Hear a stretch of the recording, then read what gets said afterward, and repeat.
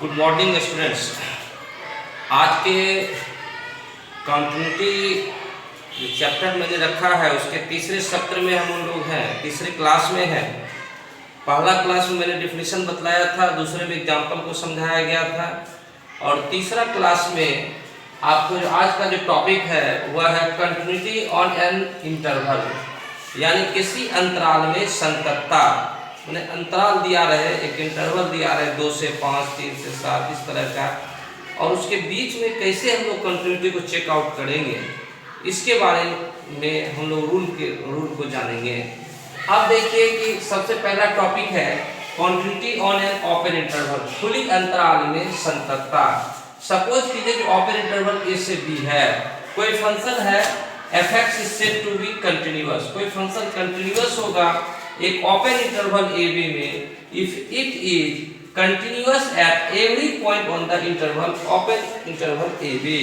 कहने का मतलब ये है, यह जैसे कि मान लीजिए ए और बी 2 पॉइंट है, ए और बी को छोड़ दीजिए, ए और बी को छोड़ दीजिए, इसके बीच में जो भी पॉइंट हो, इसके बीच में जितना भी पॉइंट है, इस सभी बिंदुओं पर इस फलन को कंटिन्यूअस होना चाहिए। अगर ये सभी बिंदुओं पर ये कंटिन्यूअस होगा, इसका स्पष्ट मीनिंग है यह ओपन इंटरवल ए से बी में कंटिन्यूअस होगा। यही इसका डिफिनीशन है। ओपन का मतलब ना ए पर चेक आउट करना है ना बी पर चेक आउट करना है, इसके बीच के सभी बिंदुओं पर चेक आउट करना है। इस तरह से कह सकते हैं कि यह फलन ओपन इंटरवल ए बी में कंटिन्यूअस है। अब हम लोग दूसरे पॉइंट जो continuity on a close interval, बंद अंतराल पर संततता की जांच करना है। इसके लिए क्या क्या मुख्य टर्म्स तथ्य होनी चाहिए, क्या क्या शर्त कंडीशंस होनी चाहिए, उन बातों पर चर्चा होगी। सपोज कीजिए कोई फंक्शन आपका कंटिन्यूअस है on a close interval a b तो आप क्लोज इंटरवल समझ ही रहे हैं, वह बड़ी ब्रैकेट में होता है। अगर वो कंटिन्यूअस होगा तो उसका 3 कंडीशन होल्ड होना चाहिए। सबसे पहला कंडीशन तो ये है कि सपोज कीजिए कि अगर ये ए है और यह बी है, इसके बीच के जितने भी पॉइंट होंगे उन सभी बिंदुओं पर इसको संतत होना चाहिए, कंटिन्यूअस होना चाहिए, यानी ए और बी के सभी बिंदुओं पर कंटिन्यूअस होना चाहिए। अब क्योंकि क्लोज इंटरवल है तो उसमें ए भी आपको लेना है और बी भी लेना है, तो अब ए से कहा जा रहा है आपको राइट लेना है, फ्रॉम राइट, और बी से लेफ्ट। इसलिए देखें सेकेंड केस जो दिया गया है वह दिया गया limit x tends to a plus f of x equal to f of a होना चाहिए, यानी कंटिन्यूअस होना चाहिए राइट फ्रॉम a, एक मैंने चर्चा भी किया था, और लेफ्ट फ्रॉम b, यानी limit x tends to b minus f of x equal to f of b होना चाहिए, यानी b से लेफ्ट होना चाहिए और a से राइट होना चाहिए। ये 2 शर्त है, और साथ ही साथ कंटिन्यूअस उसके बीच के सभी बिंदुओं पर होने चाहिए। अगर यह तीनों शर्त फॉलो करता है तो समझ लेना है कि वह function close interval a b में आपका कंटिन्यूअस होगा। अच्छे से इस बात को समझ लेना है। सवाल बहुत स्पेसिफिक आएगा, कुछ ही सवाल आएंगे विशिष्ट रूप से आएंगे, उनको आपको समझना पड़ेगा कि ओपन इंटरवल में कब संतत होता है, कंटिन्यूअस होता है, और क्लोज इंटरवल में कब कंटिन्यूअस होता है। तो क्लोज इंटरवल का मैंने 3 शर्त आप लोग को बताया है। 3 शर्त का अगर पालन होता है तो समझ लेंगे वह क्लोज इंटरवल में संतत है। इसी टॉपिक के अगले कड़ी में तीसरा जो पॉइंट है वह है कंटिन्यूअस फंक्शन। जनरली कह दिया जाता है कंटिन्यूअस फंक्शन कि यह कंटिन्यूअस है या नहीं है, किसी पॉइंट की चर्चा नहीं हुई या इंटरवल की चर्चा नहीं हुई, तो इस तरह के सवाल को हम क्या समझेंगे, केवल कंटिन्यूअस कहा जाए तो आप इसका मतलब ये समझेंगे a function fx is said to be continuous if it is continuous at each point of its domain, यानी कोई फंक्शन के डोमेन के प्रत्येक बिंदु पर अगर वो संतत है तो वह फलन कंटिन्यूअस होगा। एग्जांपल के तौर पर जैसे कि मैं एग्जांपल दे रहा हूं fx equal to sin x। अब sin x का डोमेन जो होता है वो आप जानते होंगे, डोमेन जो होता है वो रियल नंबर होता है, जिसका मतलब है कि यह रियल नंबर में हमेशा संतत होना चाहिए। दूसरा जैसे एग्जांपल देते हैं fx equal to f x equal to 1/x ले लिए, इसका जो डोमेन होगा वह आपका r माइनस 0 होता है, यानी 0 को छोड़कर यह सभी बिंदुओं पर इसको संतत होना चाहिए, यानी जो अपने डोमेन में कंटिन्यूअस होगा फंक्शन उसको जनरली कंटिन्यूअस फंक्शन ही कहा जाता है। अब एक चौथा पॉइंट है एवरीवेयर कंटिन्यूअस।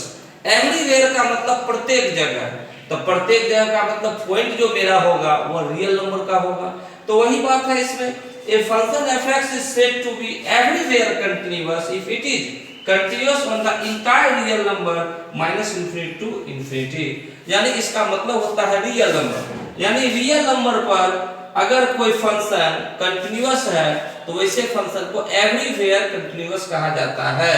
अब जैसे देखिए साइन को देखिए, साइन को कंटिन्यूअस फंक्शन भी बोल सकते हैं और साइन को एवरीवेयर कंटिन्यूअस भी बोल सकते हैं।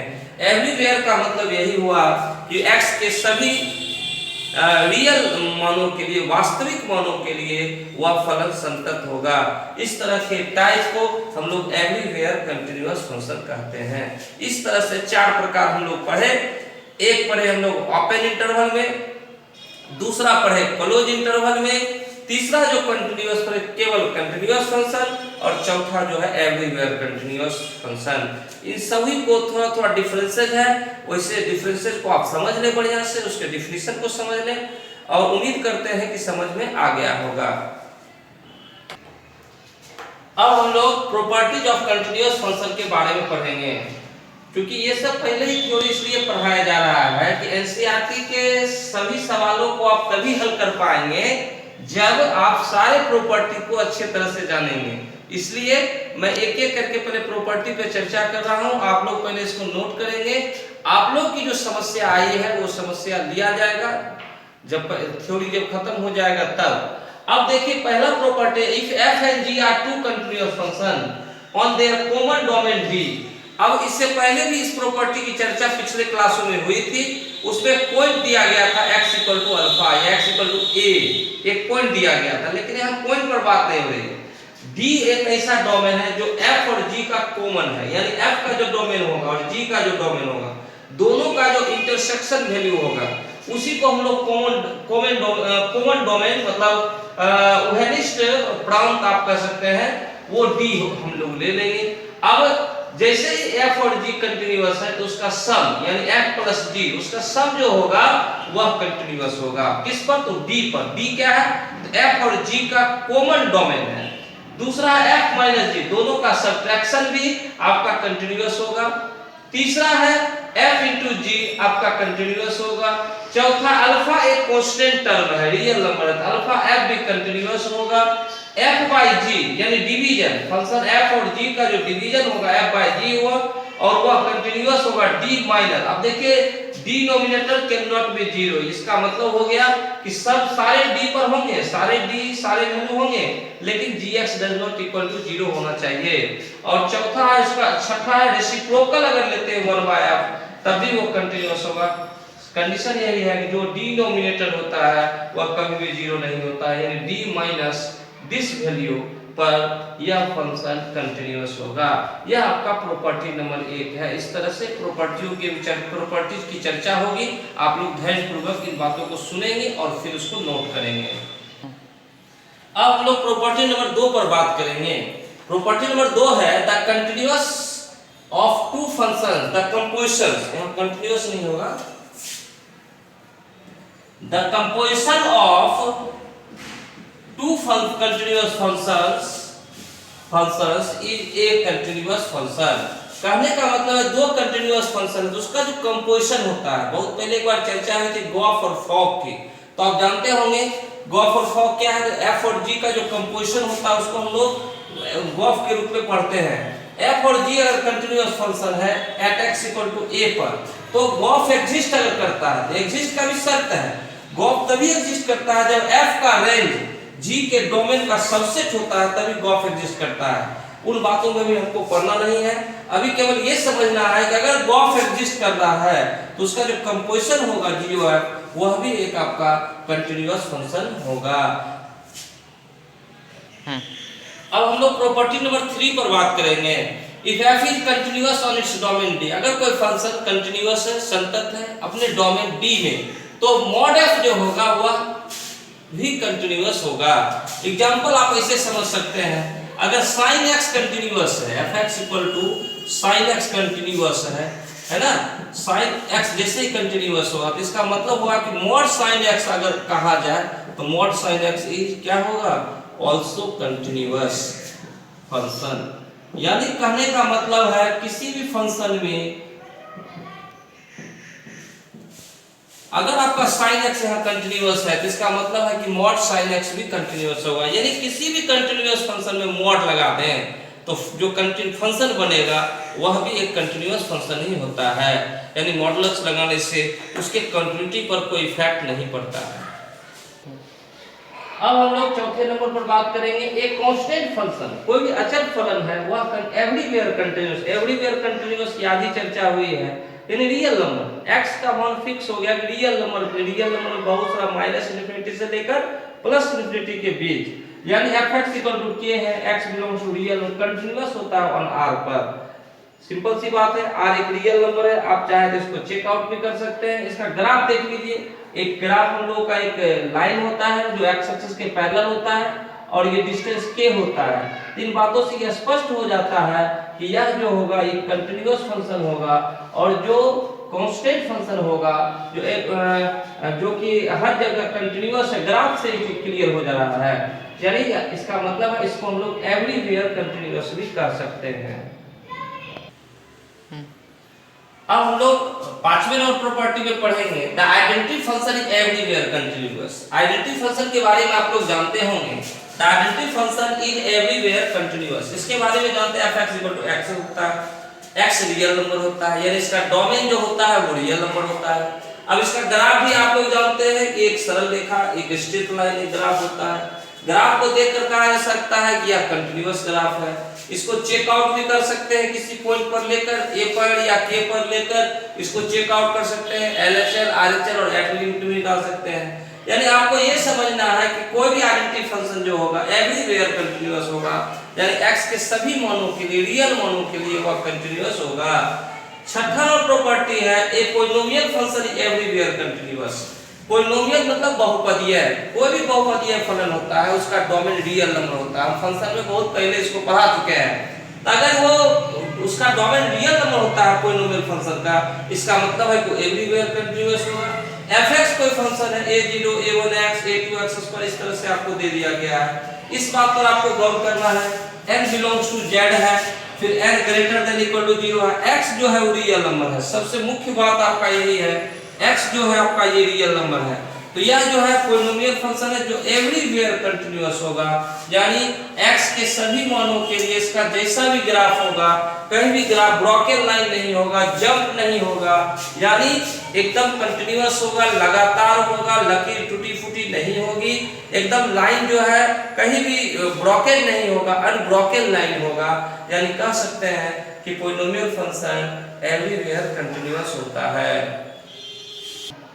अब हम लोग प्रॉपर्टी नंबर 7 पर बात करेंगे, the modulus function is everywhere continuous. Modulus function का ग्राफ आप देख लीजिए। मैं कोशिश कर रहा हूं कि नियमों को आप ग्राफ के जरिए समझिए, क्योंकि ग्राफ आप पहले से जानते हैं और ग्राफ के नेचर को देखकर आप बतला सकते हैं कि वो कंटिन्यूअस है या नहीं है। थ्योरेटिकल तो आप समझ ही रहे हैं, कोई एक बिंदु ले लेंगे k और k पर हम LHL चेक कर देंगे, RHL चेक कर देंगे और एट चेक कर देंगे तो वह कंटिन्यूअस होगा। लेकिन मैं चाहता हूं कि जितने भी नियम लिखाए जाए विद्यार्थी कंठस्थ करके अच्छे से इसको समझ लें, है ना, और समझकर तभी जाकर सवाल को बनाने का प्रयास करें। अब सबसे पहले मॉडुलस फंक्शन का ग्राफ भी हम आगे ले लिए हैं और ये फंक्शन का डोमेन रियल नंबर है, इसलिए आप कह सकते हैं इसको एवरीवेयर कंटिन्यूअस है। अगला जो 8 नंबर है the exponential function a to the power x। जैसा कि आप लोग जानते हैं a to the power x का जो डोमेन होता है वो रियल नंबर होता है, वह एवरीवेयर कंटिन्यूअस होता है। इसमें दो केस होते हैं,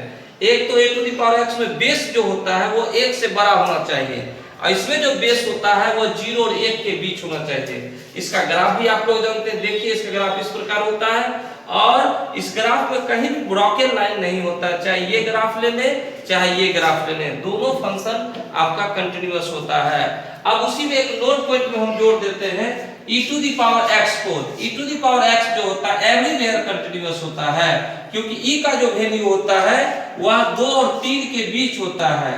2 और 3 के बीच का मतलब है इसका ग्राफ जो होगा a का वैल्यू जो बेस 1 से ग्रेटर है इसके ग्राफ के इक्विवेलेंट ये ग्राफ होगा। यानी कहने का मतलब है जब यह कंटिन्यूअस है तो इसको भी कंटिन्यूअस होना है। यानी कहने का मतलब है एक्सपोनेंशियल फंक्शन एवरीवेयर कंटिन्यूअस होगा, क्योंकि इसका जो डोमेन होता है वह रियल नंबर होता है। अब हम लोग प्रॉपर्टी नंबर 9 पर बात करेंगे। प्रॉपर्टी नंबर 9 है the logarithmic function is continuous in its domain.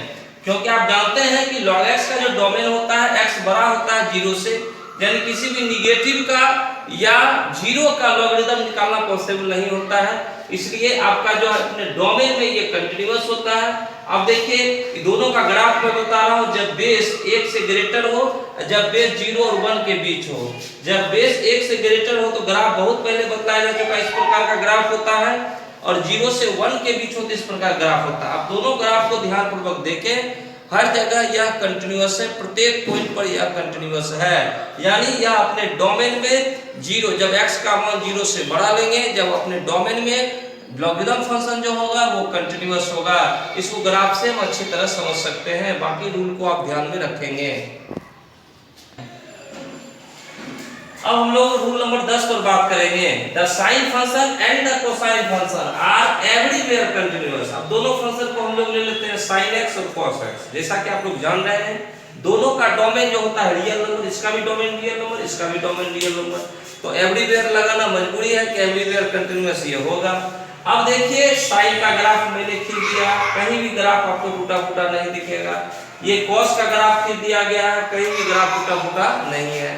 तो ग्राफ से यह स्पष्ट है यह कंटिन्यूअस फंक्शन है। थ्योरेटिकल जांच करना है तो वही बात, फिर एक पॉइंट हम k लेंगे, k पर हम LHS निकालेंगे, RHS निकालेंगे, f निकालेंगे, तीनों को देखेंगे आपस में क्या हो जाएगा बराबर, तो वह फंक्शन आपका कंटिन्यूअस हो जाएगा। अब प्रॉपर्टी नंबर 11 पे हम लोग बात कर रहे हैं। 4 प्रकार जो ट्रिग्नोमेट्रिक फंक्शन बच गया, जैसे tangent function, cotangent function, second function और कोसेकेंड फंक्शन, यह सब अपने डोमेन में कंटिन्यूअस होता है। जैसा कि सबका डोमेन मैंने लिख दिया है। 10x का ग्राफ से देखिए r - 2n + 1 * π/2 होगा, cot x का r - n π, sec x का r - 2n + 1 * π/2, cosec x का r - n π। ये चारों जो है ये चारों के टर्म में आपका इस इंटरवल में अपने डोमेन में ये चारों ट्रिग्नोमेट्रिक फंक्शन कंटिन्यूअस होते हैं। जब भी कहीं चर्चा होगी एकदम सीधे तौर पर रूल के तौर पर आपको इसको पेश करना है, कहीं भी इसमें हिचक नहीं रखना है। कैसे होगा तो कैसे होगा तो ग्राफ से देखिए, नहीं तो थ्योरेटिकल देखिए। लेकिन जब सवाल बनाने की बात आएगी तो जितना भी 1 से 11 तक नियमों को बतलाया गया है उन नियमों को थ्रो आउट प्रयोग किया जाएगा, सीधे प्रयोग किया जाएगा। उस समय ये चर्चा नहीं की जाएगी कि साइन कैसे कंटिन्यूअस होता है, इस बात की चर्चा नहीं होगी। इस बात की चर्चा आपको थ्योरी में ही अभी अच्छे से कर लेना है, जिससे कि सवाल बनाते समय आपको किसी भी तरह का दिक्कत नहीं होना चाहिए। इसी तरह सब शेष जो बच जाते हैं इनवर्स ट्रिग्नोमेट्रिक फंक्शन, एक रूल वो भी जान लीजिए कि जितना भी इनवर्स ट्रिग्नोमेट्रिक फंक्शन होता है और inverse T ratios are continuous, एक इसको हम क्यों छोड़ें, all inverse t ratio are continuous in their domains, domains। यानी कहने का मतलब है चाहे वो sin इनवर्स x हो, इसका डोमेन आप लोग जानते होंगे -1 से लेकर 1 तक होता है। इसी तरह से cos इनवर्स, tan इनवर्स, वह अपने डोमेन में जो होता है वह कंटिन्यूअस होता है। इस तरह से 12 नियमों की चर्चा मैंने कर दिया है और मुझे आशा है कि सभी विद्यार्थी इस 12 नियमों को पुनरावृत्ति अभ्यास कर लेंगे। और जो सवाल आप लोग प्रॉब्लम के रूप में भेजे हैं उन सवालों को नेक्स्ट वीडियो में लिया जाएगा। तब तक आप लोग चैप्टर्स बनाइए, जहां दिक्कत हो उस सवाल को ग्रुप में डालिए। और हम आशा करते हैं कि लगभग इसका थ्योरी समाप्त हो गया है, अब आप लोगों को चैप्टर्स बनाने में ही लगना है। इस तरह से आज का क्लास हम यही समाप्त करते हैं। धन्यवाद।